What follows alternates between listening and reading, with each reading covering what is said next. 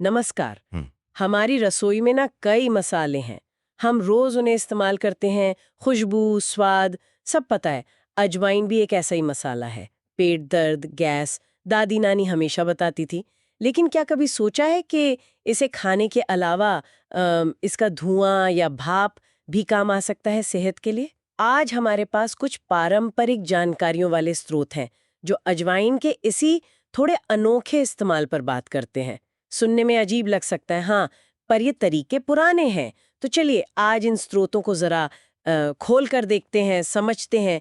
इन स्रोतों में जो पहली बात है वो थोड़ी थोड़ी चौंकाने वाली है। अजवाइन का धुआं या भाप और उसका तनाव कम करने और नींद लाने में इस्तेमाल। मतलब इसकी जो तेज गंध है वही। हाँ बिल्कुल। ये दिलचस्प है कि गंध का असर कैसे बताया गया है।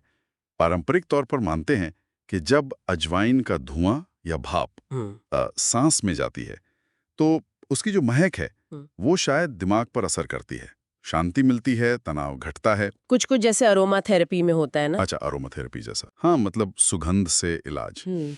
तो इन स्रोतों में यही है कि ये गंध सुकून देकर हम्म। शायद गहरी नींद में भी मदद करती है। हाँ, तो मतलब सिर्फ पेट के लिए नहीं, मन के लिए भी। लेकिन फिर वो सांस वाली दिक्कतें, हम्म, जैसे सर्दी जुकाम, उसमें कैसे काम करता होगा ये? बिल्कुल। स्रोत यही बताते हैं कि अजवाइन में कुछ तत्व होते हैं, जैसे थाइमोल। उसमें एंटीऑक्सीडेंट और एंटी इन्फ्लेमेटरी गुण होते हैं। तो पारंपरिक नजरिए से देखें हम्म। तो जब भाप या गर्म धुआं सांस हम्म। में जाता है तो वो बंद नाक को खोलने में मदद कर सकता है। अच्छा। और खासकर जो कफ जम जाता है ना छाती में, हाँ, बलगम। हाँ, बलगम, उसे ढीला करके निकालने में मदद मिलती है, ऐसा माना जाता है। तो छाती का भारीपन कम लगता है। शायद सीधे इन्फेक्शन से लड़ने वाले गुणों की वजह से भी राहत मिलती होगी। यानी सांस की नली पर सीधा असर, ये तो बड़े काम की बात है, खासकर मौसम बदलने पर। अच्छा, इन स्रोतों में छोटे बच्चों के लिए भी कुछ था, पेट की गड़बड़ी या कब्ज वगैरह, पर उनका तरीका शायद अलग है। मतलब सीधा धुआं तो नहीं देते होंगे। जी हाँ, बिल्कुल। बच्चों के मामले में थोड़ी सावधानी की बात है। जानकारी यही कहती है कि छोटे बच्चों को सीधे धुआं या तेज भाप नहीं, उसके बजाय क्या करते हैं, अजवाइन को हल्का गर्म करके, कैसे गरम? जैसे तवे पर भून लिया, या फिर वो पुराना तरीका है ना, कंडे पर जलाकर, फिर उसे एक कपड़े में बांधकर पोटली बना लेते हैं। अच्छा, पोटली। हाँ, और उससे बच्चे के पेट के आसपास ना हल्के हाथ से सिंकाई करते हैं।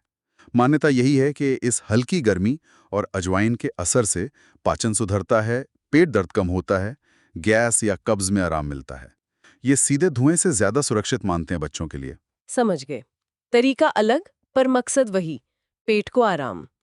तो अगर कोई इसे आजमाना चाहे, तो इन स्रोतों में क्या तरीके बताए हैं इस्तेमाल के? वो कंडे वाला तरीका क्या था? हाँ, वो पारंपरिक तरीका थोड़ा डिटेल्ड है।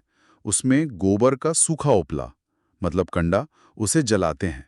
जब तेज आग शांत हो जाए, बस अंगारे दहक रहे हों, हम्म। सूंघ सकते हैं। कई बार तौलिया सिर पर डाल लेते हैं ताकि धुआं इधर उधर ना जाए। अच्छा। और बच्चों के पेट की सिंकाई के लिए वो पोटली वाला तरीका। हाँ, वो तो बताया आपने। हाँ, इस तरीके में धुआं शायद थोड़ा तेज होता है। और आजकल कंडा जलाना शायद सबके लिए मुमकिन ना हो। कोई आसान तरीका भी है? हाँ हाँ, बिल्कुल है।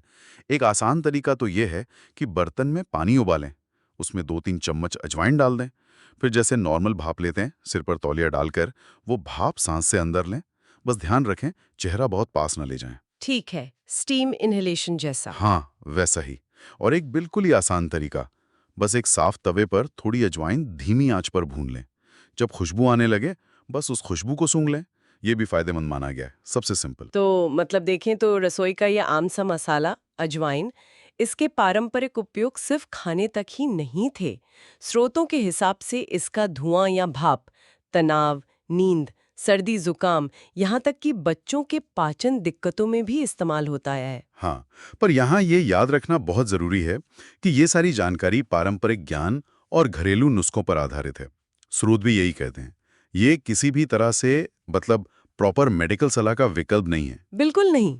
कोई भी हेल्थ प्रॉब्लम हो या ये नुस्खे आजमाने हो तो डॉक्टर से पूछना हमेशा बेस्ट है, सबसे सेफ, खासकर बच्चों के लिए या जिन्हें कोई और सीरियस बीमारी हो। सही कहा, सेहत के मामले में एक्सपर्ट की राय सबसे पहले। और जाते जाते बस एक सोचने वाली बात कि हमारी रसोई में, हमारे घरों में ऐसी कितनी ही साधारण सी चीजें होंगी जिनके शायद ऐसे ही अनदेखे फायदे या पारंपरिक राज छुपे हों, जिन्हें हम आज फिर से खोज सकते हैं, समझ सकते हैं। सोचने वाली बात है।